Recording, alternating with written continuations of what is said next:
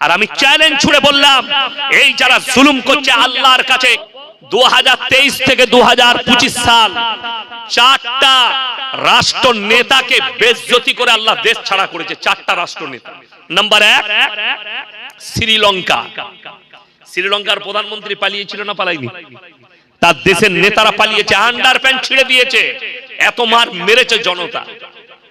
তাদের বডিগার্ড ছিল, পুলিশ ছিল, আটকাতে পারেনি, এত মার খেয়েছে। নাম্বার 2 পার্শ্ববর্তী দেশ, ডাইনিং টেবিলে সকাল বেলায় বেলা 10টায় ম্যাডাম গোসল করছেন, রাজহাঁসের মাংস, পাতি হাঁসের মাংস, ভেটকি মাছ, আপনার ইলিশ মাছের পাতুড়ি, মাটন, চিকেন সব রেডি। ম্যাডাম গোসল করে খানা খাবেন টেবিলে বসে। সেনা প্রধান ঢুকে বললেন 40 মিনিটের ভেতরে যা গুটাবেন ব্যাগে ভরেলেন, দেশ ছেড়ে পালিয়ে যান, জনস্রোত আসছে আপনাকে হত্যা করে দিবে। দেশ ছেড়ে রাঁধা ভাত আমার আল্লাহ খেতে দেয়নি। সেই মেহমানটা আমাদের দেশেই বসে আছে, নাম আমি আর করব না, সমঝদারোं के लिए ইশারা কাফি है। আল্লাহ খেতে দেয়নি রাঁধা ভাত, বেইজ্জতি করে দেশ ছাড়াইছে আল্লাহ, তার নাম আল্লাহ। নাম্বার 3 সেটা হচ্ছে বাশার আল আসাদ, সিরিয়ার প্রেসিডেন্ট। তার বাপ আর সে 27 বছর দামেস্কের মসজিদে আজান হতে দেয়নি, নামাজ হতে দেয়নি, তালা ছিল। কিয়ামতের আলামতের মধ্যে মারাত্মক একটা আলামত সিরিয়ার মাটিতে আছে। দামেস্কের মসজিদে ইমাম মেহেদী ইমামতি করবেন, ওই মসজিদটাতেই তিনি ইমাম থাকবেন। আর আল্লাহ তাআলা ঈসা মসিহকে নামাবেন তো দামেস্কের ওই মসজিদেই নামাবেন। বলুন সুবহানাল্লাহ। সেই মসজিদে 27 বছর নামাজ হয়নি। সিরিয়ার বাদশা বাশার আল আসাদকে দেশ ছেড়ে পালিয়েছে, তার গোডাউনে 4,500 কোটি টাকার গাড়ি দাঁড় করানো আছে, ফোর হুইলার, তার সম্পদ পড়ে আছে। সে কোথায় পালিয়ে গেছে আল্লাহ ছাড়া, সে ছাড়া কেউ জানে না কোথায় লুকিয়েছে। দেশ ছাড়া করে দিয়েছে, জনতা বেইজ্জতি করেছে আমার আল্লাহ। নাম্বার 4 এখনো 6 মাস হয়নি, নেপালের মন্ত্রীদের আন্ডারপ্যান্ট আর পিঠের চামড়া তুলে দিয়েছে জনতা। ঠিক বললাম না ভুল বললাম? কথা বলে না? দেখেননি আপনারা মোবাইলে খবরে দেখেননি? দেশ ছাড়া করেছে। ওই জন্য শুনে রেখে দাও, কেউ জালিম হয়ো না। যদি তোমাকে নেতা হতে হয়, হযরতে উমরের মতো হও, হযরতে আলীর মতো হও, হযরতে আবু বকর সিদ্দিক রাদিয়াল্লাহু তাআলা আনহুর মতো হও। আপনি এটা ভাববেন না জান্নাত খুব সহজ, নেতা হওয়াটা খুব সহজ। আরে নেতা তো অনেক দূরের কথা। কিয়ামতের দিনে 100টার মধ্যে, বর্তমান সময়ের কথা বলছি, 100টার মধ্যে 90টা মাদ্রাসা মসজিদের সেক্রেটারি পেরুতে পারবেন কি, এটাও সন্দেহ আছে। কোথাকার বললাম? মাদ্রাসা মসজিদের সেক্রেটারি 90টা। বর্তমান যুগে 100টার মধ্যে 90 জন পেরুবে কি করে, তাদেরকে চিন্তা করতে হবে। কেন? তার ব্যাখ্যা আমি লাস্টে দেব, পেয়ে যাবেন, আমি ব্যাখ্যা দিয়ে দেবো। ও আমি কারো বায়ে বোয়ানো লোক নয়। আমাকে যদি এক্ষুনি বলে হুজুর এত কড়া বক্তব্য দেবেন, নেমে পালিয়ে যাবো, গাড়ি রেডি আছে পালিয়ে যাবো, তুই বুঝে লিখি। আমি কালকে আবার যেখানে যাবো এইটাই বলবো, নিতে পারলে লিবি, না লিবি না। পাশে মুফতি সাহেব বসে আছে, বলে দেখ আপনি না হক বলছেন, আমি নেমে পালিয়ে যাবো। মুফতি সাহেবকে মাইকটা ধরিয়ে দেবো, উনি হকটা বলে দিবেন। আমার বন্ধুগণ, হক শোনার জন্য কানগুলোকে ঠিক রাখুন। আমাদের মতো বক্তাদের বক্তব্য শুনে অনেকজন আর কান মুখ দিয়ে রক্ত বেরিয়ে যায়, তার আর ভাত হজম হয় না। ওই জন্য তো মাঝে মাঝে মা বোন তুলে গাল দেয়। কলকাতা ডোমজুর থেকে এক হারামখোর ফোন করে বলছে যে হুজুর লটারির টিকিট যদি হারাম হয়, তাহলে ইমামতির বেতনটা তো অনেকজন লটারিওয়ালা চাঁদা দিচ্ছে, আমরা এই হারামের আওলা। তোকে কে বলেছে মসজিদে হারামের টাকা দে? কথা বলে না? সেক্রেটারি এলান করলো যে তোমরা হারামের টাকাগুলো মাদ্রাসায় দিবে, কথা বলে না? কোন মৌলবী মুফতি বলেছে হারামের টাকাগুলো মাদ্রাসায় দিবি? তুমি যদি মুসলমান হও, তোমার হক হচ্ছে তুমি হালাল খাবে এবং হালাল টাকা দান করবে। মৌলবীকে দাওয়াত দিবে। আমি এসছি বর্ধমান থেকে, এখন সেক্রেটারি সাহেব দাওয়াত দিয়েছে, তো দায়িত্বটা আমার না সেক্রেটারি যে আমি হালাল খাবো? কথা বলে না? সেক্রেটারি। আমাকে যদি কোনো অমুসলিম ভাই দাওয়াত দেয়, তখন আমার নৈতিক দায়িত্ব, ইমানি দায়িত্ব, ভাই আমার কাঁটাটা চলে না, ভাই মদটা চলে না, হারাম জিনিস চলে না। আমাকে আলু পোস্ত দিয়ে ভাত দিবেন, সবজি দিবেন, কিন্তু আমার হারাম জিনিস আমার চলে না, কাটা মাংস আমার চলে না। তখন আমাকে দেখে খেতে হবে। কিন্তু একজন মুমিন ব্যক্তি, মাদ্রাসার সেক্রেটারি সাহেব হাজী সাহেব দাওয়াত দিচ্ছে, তখন আমাকে দেখা লাগবে না, হাজী সাহেবকে দেখা লাগবে আমি ইয়াসিন সাহেবকে হালাল খাওয়াবো কিনা। কথাটা বুঝতে পারেননি? আমি কেন দেখতে যাব? আপনি দাওয়াত দিয়েছেন, মাদ্রাসাওয়ালারা বুঝবে আমাকে হালাল দিবে কিনা। ওই জন্য শুনে রেখে দেন, অন্তরের অন্তর স্থল থেকে বলছি, হারামকে প্রশ্রয় দিবেন না। রাসূলের হাদিস শুনে যাও। যারা মনে করছো হারামের উপরে জীবন যাপন করে আমার ছেলেকে আমার সন্তানকে সুখী করব, নবীজি বললেন যারা নিজের সন্তানের মুখে হারাম খাবার তুলে দিবে সেই সন্তান কোনোদিন নেক হতে পারে না। ওই জন্য জালিম কেউ হবেন না, জোরে বলুন ইনশাআল্লাহ। জুলুম কেন, যত নরমাল হবেন। কি দেখছেন? পাশে মুফতি সাহেব আছেন, আমাকে দেখছেন, ডাক্তার মাস্টারকে দেখছেন, মাদ্রাসার সেক্রেটারিকে দেখছেন, নেতাদিকে দেখছেন, না না, কোরআন শোনাবো, চোখ দিয়ে আপনার পানি আসবে। যারা প্রশংসা করছে নিজের, জমিনটা অহংকারের জায়গা নেই। কেন? কোরআন কি বলছে শুনে নেন। আল্লাহ মানুষের জন্য কি বললেন? সূরা দাহার 29 পারা। কোন সূরা বললাম? সূরা দাহার 29 পারা, একবারই প্রথম আয়াত। হালাতাল ইনসানি হিনুম মিনাদ দাহরি লাম ইয়াকুন শাইয়াম মাযকুরা। হে আমার নবী, বলে দাও দুনিয়াতে তোমাদেরকে পাঠাবার পূর্বে তোমার পরিবারে, তোমার গ্রামে, তোমার অঞ্চলে, তোমার এলাকায় তোমার কোনো কালচার ছিল না। আমি আল্লাহ আমার দয়ায় পাঠিয়েছি, তারপরে যোগ্যতা তো আমি আল্লাহই দান করেছি। ইয়াসিন সাহেব মনে হচ্ছে আপনার বক্তা, বিশ্বাস করুন কথা বলছি, কোরআন হাদিসের কথা বলছি। কে বলাচ্ছে? আমার আল্লাহ আমাকে ইলমে লাদুন্নির দ্বারা বলাচ্ছেন। মানুষের ক্ষমতা নেই। এক্ষুনি আমার মেমোরিটা যদি আল্লাহ সরিয়ে দেয় আর আমি যদি ভুলবো, কি আপনারা বলবেন ইয়াসিন সাহেব পাগল হয়ে গেছে? বলবেন না? বলবেন না? তাহলে দেখা গেল আমার কোনো কৃতিত্ব নাই, আমার আল্লাহর কৃতিত্ব। ওই জন্য সবাই একবার আল্লাহর প্রশংসা করে জোরে বলুন আলহামদুলিল্লাহ। আল্লাহর প্রশংসা যত করবেন তত কম। আপনি এখানে বসতে পেরেছেন, আপনি সুস্থ আছেন, আল্লাহর শুকর আদায় করুন, ইমানদারির সঙ্গে বলুন সবাই আমরা আল্লাহকে বিশ্বাস করব ইনশাআল্লাহ। আল্লাহকে বিশ্বাস করুন।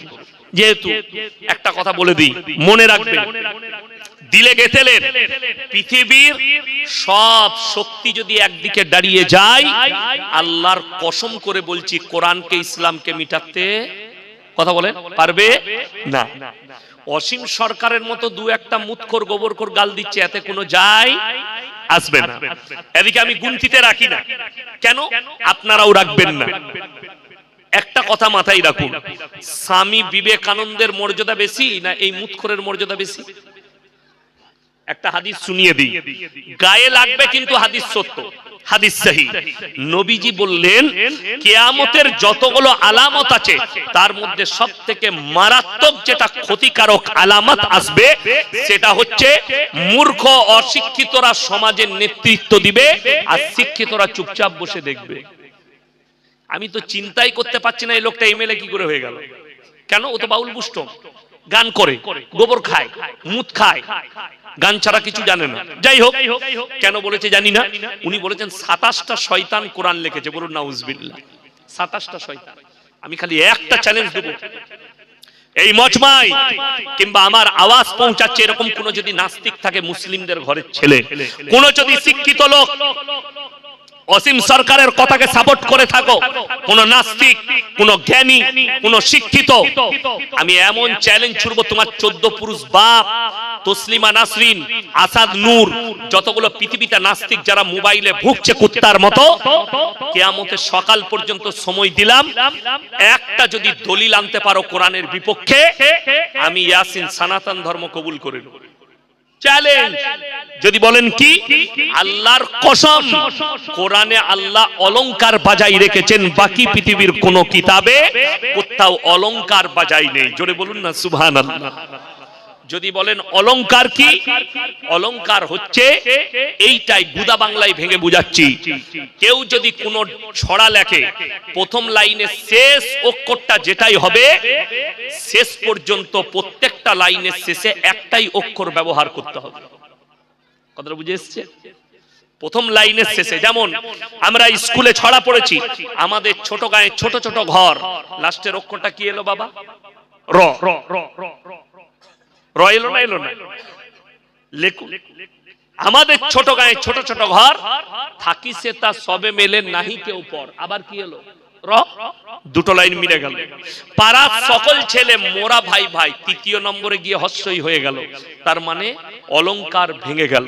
এইরকম একটা ছড়া, একটা গান, একটা পদ্য, একটা গদ্য, একটা গজল, কোন মৌলবি, কোন মুহাদ্দিস, কোন মুকাররির, কোন মুফাসসির কারোর একটা কিতাব বার করে নিয়ে এসো কোন জ্ঞানীর, যার লেখার মধ্যে তারা অলংকার বাজাই রাখতে পেরেছে, আল্লাহর কসম পাবে না।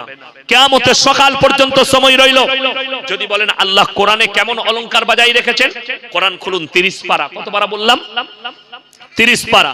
ওয়াশ-শামসি ওয়া-দুহাহা, লাস্টের অক্ষরটা কি হলো? হা। ওয়াল কমারি ইদা তালাহা, আবার কি হলো?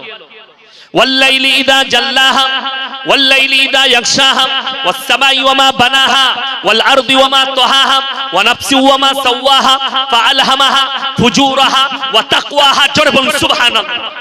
এই সূরার শেষ পর্যন্ত আল্লাহ একটাই অক্ষর ব্যবহার করেছে, প্রত্যেকটা লাইনের শেষে আল্লাহ কোরআনে অলংকার বাজাই রেখেছে। আসাদ নূরের মতো হারামের আওলাদ, তসলিমা নাসরিনের মতো হারামের আওলাদকে বলো, এই অলংকার বালা একটা লেখা তোমরা নিয়ে এসো কিয়ামতের সকাল পর্যন্ত। ওই জন্য মাথায় রাখবেন, আমার আল্লাহ সত্য, আল্লাহর উপরে দৃঢ় বিশ্বাস, কোরআনের উপরে দৃঢ় বিশ্বাস আনবো। সকলে জোরে বলুন ইনশাআল্লাহ। এখন দেখুন, দুজনের মধ্যে কাকে মানবেন এটা আপনার ব্যক্তিগত ব্যাপার, আপনার রুচির ব্যাপার।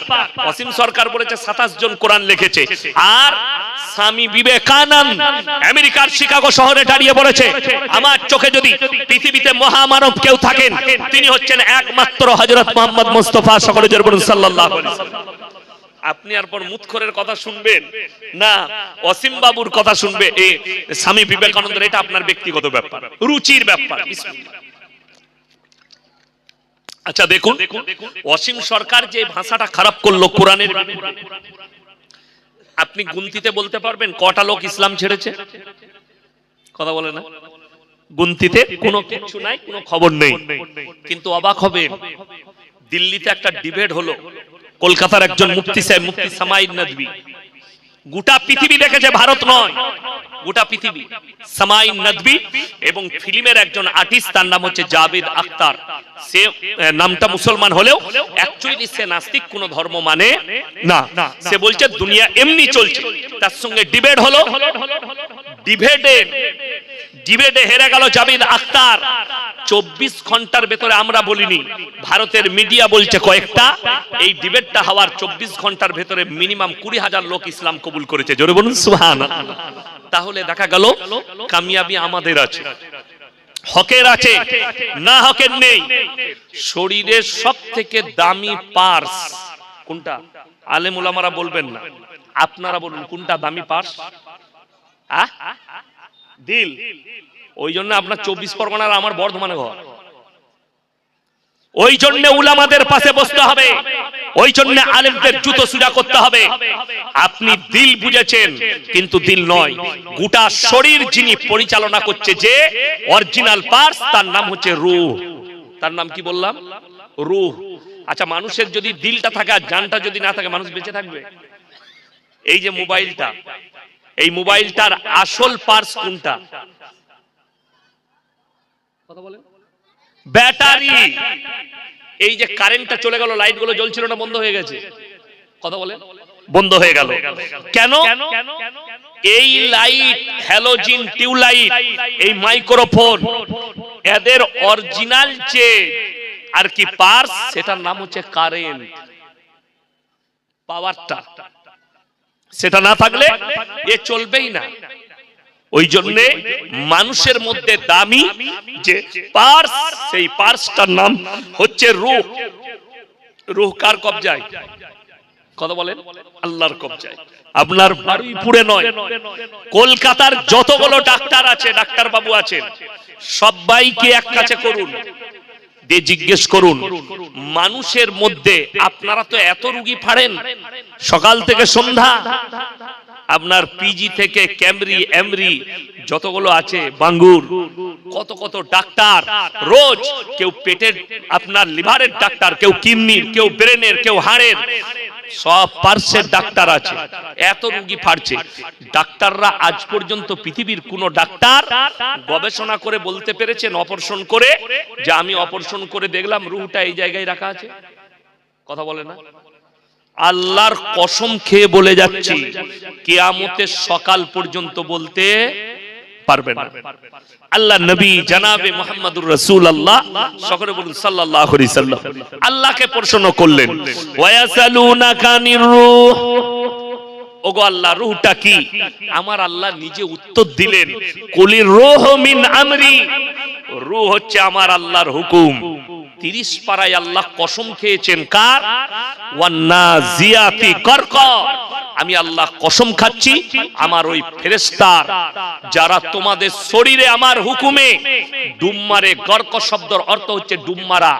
বাচ্চারা পানিতে ডুব মারে, নদীতে ডুব মারে, আল্লাহ এই শব্দ ব্যবহার করলেন, কোরআনে কসম খেলেন, আমি ওই ফেরেশতার কসম খাচ্ছি আমার হুকুমে দ্রুত গতিতে তোমাদের শরীরে ডুব মেরে তোমাদের আত্মাকে হরণ করে নিয়ে আসে। আমি কসম খাচ্ছি ওই ফেরেশতা। তাহলে বোঝা গেল যতগুলো জানদার আছে সকলের রূহ আল্লাহর কবজায় আছে। আল্লাহর কসম করে বলছি, পৃথিবীর জ্ঞানী গুণী ধনী মৌলবি আমি আপনি সে তিনি পীর ফকির মৌলবি মোল্লা সাধারণ কেউ আমরা নিজের ইচ্ছাই বেঁচে নেই, আল্লাহর দয়ায় আল্লাহর ইচ্ছায় আল্লাহ আমাদেরকে বাঁচিয়ে রেখেছেন, ঠিক কিনা? এই বিশ্বাসটার নাম হচ্ছে ঈমান। তাহলে বোঝা গেল পৃথিবীতে যেদিকে আপনি শক্তিশালী বলছেন, মানুষের জন্য আল্লাহ আর একটা শব্দ ব্যবহার করেছেন। খালি আল্লাহকে চিনেন, আল্লাহ কত বড় শক্তিশালী। ইন্নাল ইনসানা খুলিকা হালুয়া, আমি মানুষকে অসহায় আর দুর্বল সৃষ্টি করেছি, মানুষ সবল নয়। কেউ নিজেকে শক্তিশালী মনে করে কখন? যখন একটা পদ পায়, চেয়ার পেয়েছে, একটা পদ পেয়েছে, অঞ্চলের হোক, রাজ্যের হোক, দেশের হোক, পৃথিবীর হোক, তখন সে মনে মনে ভাবে আমি 1 নম্বর হয়ে গেছি। কি বুঝলেন? দুটো বডিগার্ড, একটু পাওয়ারফুল, পুলিশ ঘুরে বেড়ায় দুদিকে, 4-5টা বডিগার্ড আছে, বন্দুকধারী, সে মনে মনে বিরাট ব্যাপার, কেউ ছুতে পারবে না, আমি যা বলবো তাই। এই যে বর্তমানে যা পরিস্থিতি ভারতের, এখন কিছু বাপের বেটা বেরিয়েছে, যেমন আমাদের দেশে বর্তমানে যিনি ভোট কমিশনার গণেশ কুমার জি, তিনি মনে মনে ভাবছে मैं सबसे ऊंचा हूं, सारे पावर हमारे पास है। আমি অনুরোধ করে বলছি, যারা নিজেদিকে পাওয়ারফুল বলছো তারা পৃথিবীর ইতিহাস ঘেঁটে দেখে নাও।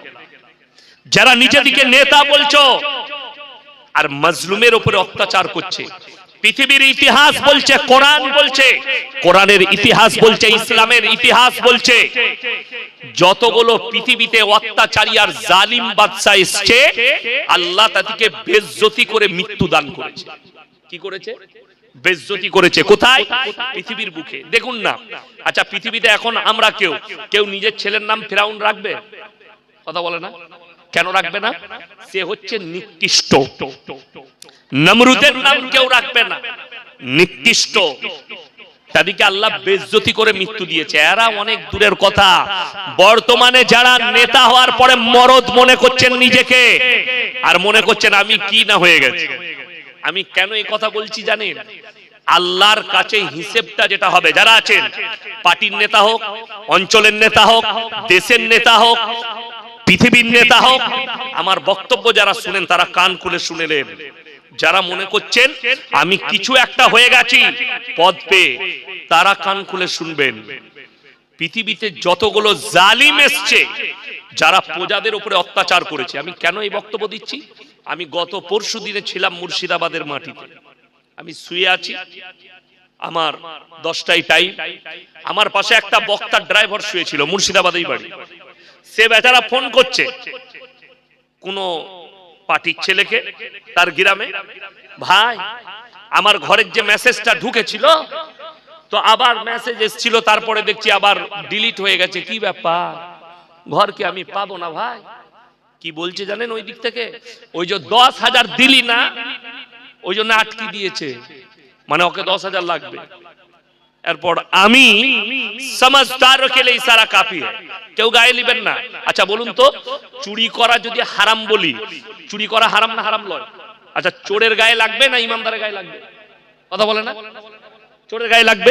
তাহলে আমি যে বলছি, তুমি যদি ইমানদার নেতা হও তোমার গায়ে লাগবে না, আর তুমি যদি করে থাকো তাহলে তোমার বাপের বেটা কোনো মৌলবি যদি হালাল বলতে পারে স্টেজে নিয়ে এসো, শ্বাস নালীটা উকুড়ে দেবো। আমি মৌলবি শওকতের বেটা বললাম, সেই মৌলবি যদি হালাল বলে দিতে পারে। বাই ক্যামেরা চলছে, গোটা রাজ্যের মানুষ নয়, দেশ প্রদেশের মানুষ দেখবে যে এই মৌলবিটা হালাল বললো, যে না 10,000 টাকা কেটে নিবি ওইখান থেকে দালালি করে, এটা জায়েজ আছে। গরিব মানুষকে সরকার দিচ্ছে 1,20,000 টাকা ঘর করতে, হারামখোর ফোনে বলছে 20টা আমাকে আগে দিবি। কেউ যদি আল্লাহর হক মারে, নামাজ একটু কম পড়েছে, নামাজ ছেড়ে দিয়েছে, রোজা ছেড়ে দিয়েছে, আল্লাহর হুকুমের বাইরে চলেছে, ওটা আল্লাহর এখতিয়ার। আল্লাহ ইচ্ছা করলে ক্ষমা করতেও পারেন, না করতেও পারেন, ওটা আল্লাহর হক মেরেছেন। কিন্তু কোন ব্যক্তি কেউ যদি বান্দার হক মারে, মানুষের হক মারে, তা আল্লাহর কাছে সেই বান্দা যতক্ষণ না ক্ষমা করবে, আমার আল্লাহ ক্ষমা করবেন না। জানা আছে তোমার হাদিস কোরআন, তুমি যার হক মারছো শুনে লাও, বেশি দূরে নিয়ে যাব না। যারা মনে করছেন এসআইআর করে মানুষকে পেরেশান করছি, তাদেরকে বলবো শুদ্ধের উলামা ইকরাম, হুফাজ ইকরাম, স্নেহের তালাবাই আজিজ, আর আমার জ্ঞানী গুণী মানি সম্মানী মাননীয় শ্রোতা মণ্ডলী, পর্দার অন্তরালে পর্দা নসিব মায়েরা এবং বোনেরা, আল্লাহর বড় দয়া, কৃপা, ভালোবাসা আমাদের প্রতি, গোটা বিশ্বের প্রতি। সবাই আল্লাহর শুকর আদায় করে হৃদয় থেকে বলি আলহামদুলিল্লাহ। তারপরে পরে বিশ্ব নবী জনাবে মুহাম্মদুর রাসূলুল্লাহ, সকলে বলুন সাল্লাল্লাহু আলাইহি ওয়াসাল্লাম, তিনার প্রতি শত কোটি দরুদ বর্ষিত হোক, বলুন আমিন সুম্মা আমিন। সবাই একবার দরুদে ইব্রাহিম পাঠ করি, আল্লাহুম্মা সাল্লি আলা মুহাম্মাদিন ওয়া আলা আলি মুহাম্মাদ কামা সাল্লাইতা আলা ইব্রাহিম ওয়া আলা আলি ইব্রাহিম ইন্নাকা হামিদুম মাজিদ। আল্লাহুম্মা বারিক আলা মুহাম্মাদিন ওয়া আলা আলি মুহাম্মাদ কামা বারাকতা আলা ইব্রাহিম ওয়া আলা আলি ইব্রাহিম ইন্নাকা হামিদুম মাজিদ। গুটি কয়েক কথা আলোচনা করব, আমরা সকলে আমল করব, বলুন ইনশাআল্লাহ। তার আগে বলি যে ইসলাম শুধু নামাজ, রোজা, তাসবিহ, তেলাওয়াত, কলমা, হজ, যাকাত এটাই শিখায়নি। আমরা যারা মনে করি এইখানে ইসলাম, না, পরিপূর্ণ একটা জীবন ব্যবস্থার নাম ইসলাম, যেটা মাথা থেকে পা পর্যন্ত আল্লাহ এবং আল্লাহ রাসূল সাল্লাল্লাহু আলাইহি সাল্লামের আদর্শে বাঁধা থাকবে।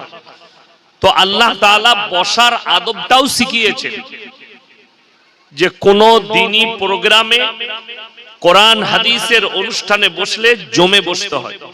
আমি একটু অনুরোধ করবো, এই মদের জায়গাটা যেটা খালি আছে, এটা একটু আল্লাহর ওয়াস্তে পূরণ করেন তো ভাই, ইনশাআল্লাহ। দেখি এই যে উঠে আসুন, পেছনের ভাইরা পেছনে জায়গা পাবে, মাশাআল্লাহ, উঠে চলে আসুন না, একটু পূরণ করে দেন, এই ভেতরটা ফাঁকাটা পূরণ করেন, দেখে খারাপ লাগছে, মাশাআল্লাহ। হ্যাঁ, উঠে আসুন, খুব সুন্দর, উঠে চলে আসুন। আপনারা এইদিকে উঠে আসুন না, পেছনে জায়গা পাবে ভাইরা, একটু উঠে আসুন আল্লাহর ওয়াস্তে, একটু হরকত করে দেন ভাই, একটু চেপে চেপে উঠে আসুন। এই যে বুলু জামা, আপনি উঠে আসুন। হ্যাঁ, মাশাআল্লাহ, উঠে আসুন। ওই জায়গাটা, ভেতরে জায়গাটা পূরণ করুন, সামনেটা। এখানে কিছু পড়ে আছে কি? কোনো খারাপ জিনিস আছে কিনা? নোংরা পড়ে আছে কিছু? যদি না থাকে পূরণ করুন, মাশাআল্লাহ। ভেতরে ঢুকে আসুন, জাযাকাল্লাহ। আসুন ভাই, একটু চেপে চেপে বসে যায়, শীতের রাত্রি, গরম নেই, অসুবিধা নেই, বসুন, মাশাআল্লাহ। এক নম্বর, পৃথিবীর বুকে আল্লাহর যতগুলো সৃষ্টি আমরা দেখছি, তার মধ্যে সবথেকে সুন্দর সৃষ্টির নাম হচ্ছে মানুষ, বলুন আলহামদুলিল্লাহ। সবথেকে সুন্দর যতগুলো আল্লাহর সৃষ্টি আছে, আল্লাহ উত্তম রূপে মানুষকে সৃষ্টি করেছে। এবং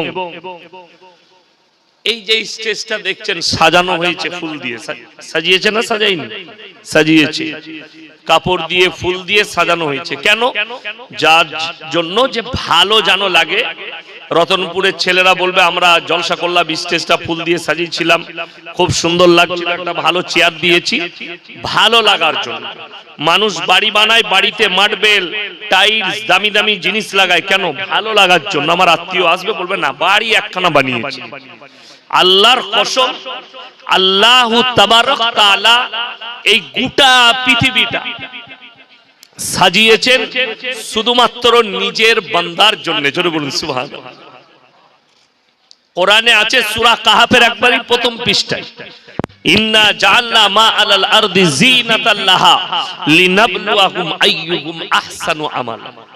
এই গোটা পৃথিবী আমি আল্লাহ সুসজ্জিত করেছি, সাজিয়েছি শুধুমাত্র আমার বান্দা বান্দির জন্য। জোরে বলুন সুবহানাল্লাহ। ফল ফ্রুট, নদ নদী, নালা, গাছপালা, পশু পক্ষী, ফল ফ্রুট সব আমি আল্লাহ সাজিয়েছি শুধুমাত্র বান্দার জন্য। আল্লাহ কি চেয়েছেন? একটা জিনিস চেয়েছেন। কটা বললাম বাবা? একটা। সেটা কি? নেক আমল, সৎ কর্ম। কি চেয়েছেন? ভালো কাজটা। কোরআনে ওই জন্য অপর জায়গায় আছে, মান আমিলা সালিহান ফালিনাফসি ওয়া মান আসা ফাআলাইহা। যে বা যাহারা ভালো কাজ করবে আল্লাহ তাদেরকে পুরস্কৃত করবেন, যে বা যাহারা খারাপ কাজ করবে আল্লাহ তাদেরকে তিরস্কৃত করবেন। তিরস্কার মানে হচ্ছে অসম্মান, পুরস্কার মানে হচ্ছে সম্মান। এটা কিন্তু কোরআন, আল্লাহর কালাম। এখন একটা জিনিস চিন্তা করুন, আল্লাহ যে আমাদেরকে দুনিয়াতে পাঠালেন একটা আকৃতি দিয়েছেন দিইনি? বিনা আকৃতিতে কেউ নেই, আকৃতি আছে। আমরা খাচ্ছি, বেঁচে আছি, কথা বলছি, ঘুমাচ্ছি, উঠছি, পরিশ্রম করছি, সব কিছু আমাদের চলছে দুনিয়া। তো এই দুনিয়াটা কি? যদি বেঈমান কাফেরকে জিজ্ঞেস করেন তারা বলছে এই দুনিয়াটা স্বর্গ। স্বর্গ মানে জান্নাত। কারা বলছে? বেঈমান কাফের। এদের কথা হচ্ছে দুনিয়াটা স্বর্গ। যেমন অনেকজন বলে কাশ্মীরটা হচ্ছে দুনিয়ার জান্নাত। আখরোট, আপেল, কাজু, কিশমিশ, পেস্তা, বাদাম, মুনাক্কা সব হচ্ছে সেখানে, বরফ, ঠান্ডা আবহাওয়া। অনেকজন বলে, কিন্তু এই বলাটা কিন্তু কোরআন হাদিস বিরোধী। কি বিরোধী বললাম? কোরআন হাদিস বিরোধী। জান্নাত তো দূরের কথা, জান্নাতের একটা টুকরো, ছোট আঙ্গুলের এই নখের মতো টুকরোর বরাবরও পৃথিবীর কোন স্থান হবে না, কোন স্থান। বাস এই ভাষাটা কাদের ভাষা? বদ্দিনদের, নেমোখারামদের। কোরআনে আছে দুনিয়া সম্পর্কে আল্লাহ যেটা মুমিনদিকে সচেতন করেছেন, ওয়ামাল হায়াতুদ দুনিয়া ইল্লা মাতাউল গুরুর। এই দুনিয়া তোমাদের জন্য সম্পূর্ণ ধোঁকা। এরপর এই ধোঁকাটা আমি এখনো বয়ান শুরু করিনি, আমি খালি প্রোগ্রাম সাজাচ্ছি, আপনাদেরকে আল্লাহকে চিনাচ্ছি, তারপরে বক্তব্য শুরু করব। আমার বয়ান সবাই নিতে পারে না, অনেকজনের খোঁচা লাগে, গায়ে ঘা হয়ে যাবে, চুলকুনি হয়ে যাবে, উঠে পালিয়ে যাবে বহুজন। এমনি আমি গাল খাওয়ালো, আপনারা মোবাইলে দেখেছেন, বহুজন ছুটে বেড়াচ্ছে, আমাকে গাল দিয়ে বেড়াচ্ছে। আল্লাহর কৃপায় ওটা আমার জন্য দোয়া। ওই জন্য আমি এখনো বক্তব্য শুরু করিনি, খালি আল্লাহকে চিনাচ্ছি, তারপরে বক্তব্য শুরু করব। তো এই যে আপনি দেখলেন দুনিয়াটা ধোঁকা, এই ধোঁকাটার ব্যাখ্যা আমি আপনাদেরকে দিয়ে দিচ্ছি। আমাদের জীবনে তিনটে অংশ আছে। কটা বললাম বাবা? তিনটে। একটা হচ্ছে আল্লাহর, একটা কার? কথা বলে না? আল্লাহ। আর একটা আল্লাহ তাআলা পোকা মাকড়ের জন্য করেছেন, আর একটা হচ্ছে আমাদের নিজস্ব। কটা আমাদের? তিনটের মধ্যে একটা আমাদের। আল্লাহর কি? এই যে শরীর দেখছেন,